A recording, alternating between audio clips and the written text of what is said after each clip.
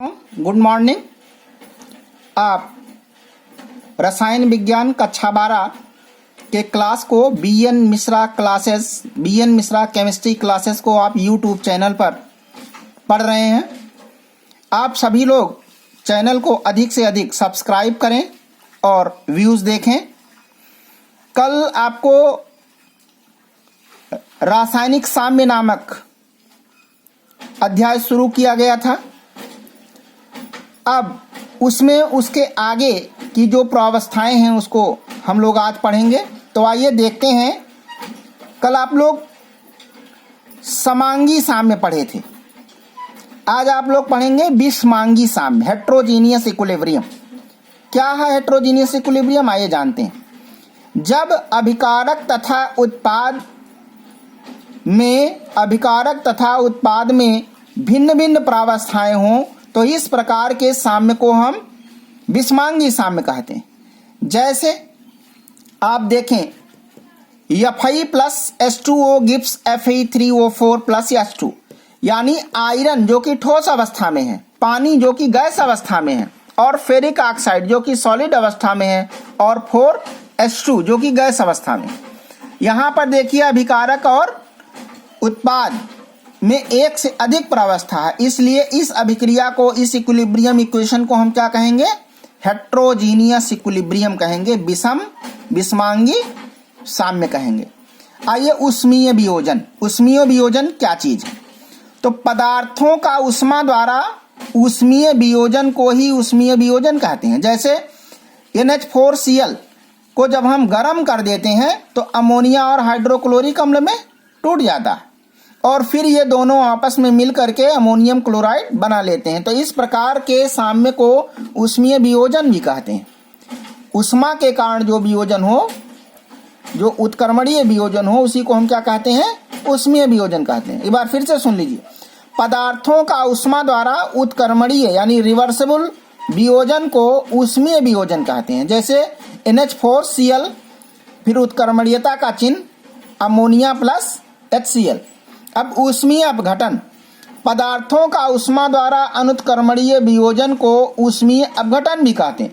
जैसे potassium nitrate को potassium nitrite plus oxygen.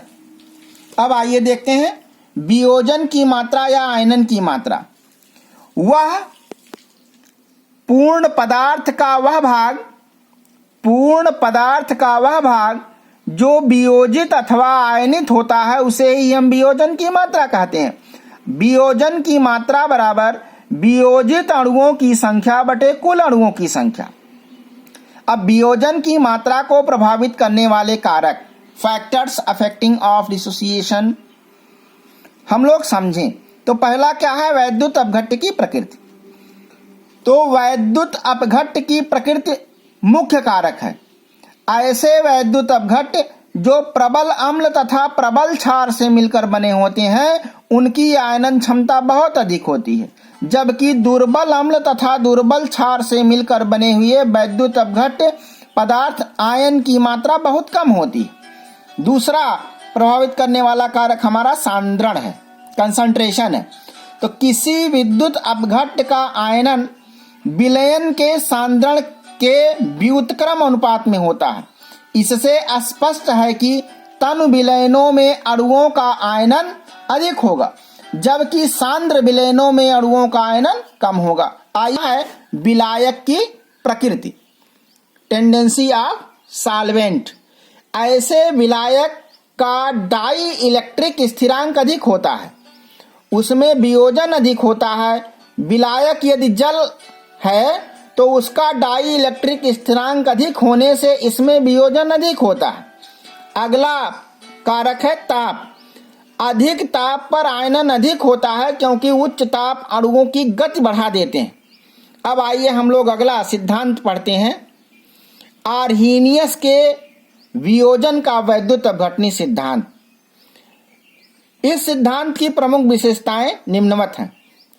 Number 1, जब वैद्युत अपघट्य जल अथवा किसी विलायक में घोले जाते हैं तो उसके अणु दो प्रकार के वैद्युत आवेशित कणों में वियोजित होते हैं जिन्हें आयन कहते हैं तथा यह घटना आयनन कहलाती। दूसरा है धन विद्युत आवेशित आयन को धनायन तथा ऋण विद्युत आवेशित आयन को ऋणायन कहते हैं। तीसरा पॉइंट, एक प्रकार के आयन दूसरे प्रकार के आयनों को आकर्षित कर उदासीन अणु बनाते हैं। अगला पॉइंट, इस प्रकार के आयनों की मात्रा एक दूसरे के बराबर तथा विपरीत होती। पांचवा पॉइंट, जब किसी वैद्युत अपघट्य पदार्थ के विलयन में विद्युत धारा प्रवाहित की जाती है तो धनायन कैथोड की ओर और ऋणायन एनोड की ओर गतिशील होते हैं। अगला पॉइंट, किसी वैद्युत अपघट्य पदार्थ के विलयन की चालकता विलयन में उपस्थित आयनों की मात्रा तथा उसके आवेश पर निर्भर करती है। जानते हैं हम लोग कि पूर्ण पदार्थ वह भाग है जो वियोजित अथवा आयनित होता है, आयनन की मात्रा कहलाता है। अब आयनन की मात्रा बराबर वियोजित अणुओं की कुल संख्या बटे कुल अणुओं की संख्या। अगला पॉइंट है, वैद्युत अपघट्य के भौतिक या रासायनिक गुण उसके आयनों के स्वभाव और मात्रा पर निर्भर करते हैं। बच्चों, अब इसके बाद का जो प्रकरण होगा वो हम लोग अगले वीडियो में अध्ययन करेंगे। धन्यवाद।